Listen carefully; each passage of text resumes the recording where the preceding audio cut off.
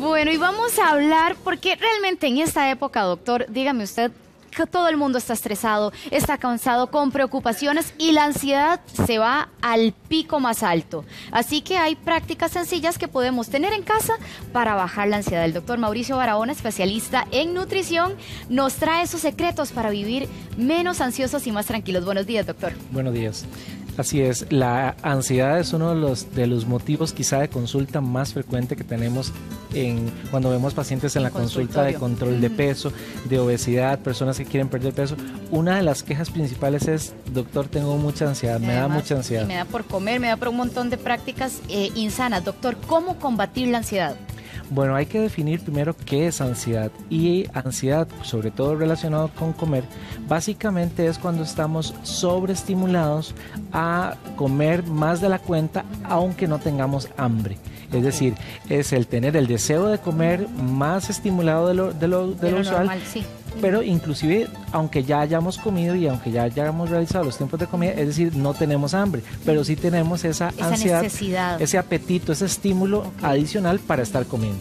Aquí tenemos justamente en pantalla cómo se combate y tenemos unos ítems, doctor, que tal vez para ir repasando uno a uno la importancia de respetarlos. Un tema muy importante es organizar bien la dieta, sobre todo en los tiempos de comida. Sucede con las personas que tienen ansiedad por comer que hay momentos del día en que no comen, porque dicen, no, es que no tenía hambre, pero en otros momentos del día entonces tienen muchísima hambre.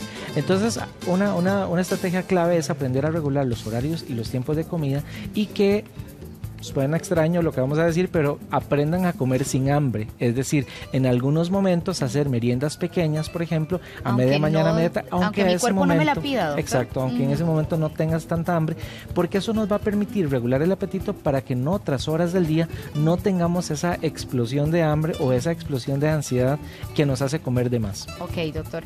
¿Y situaciones a evitar?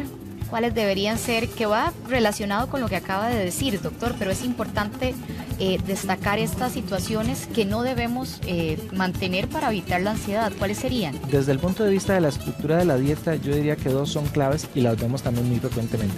No desayunar es una de ellas.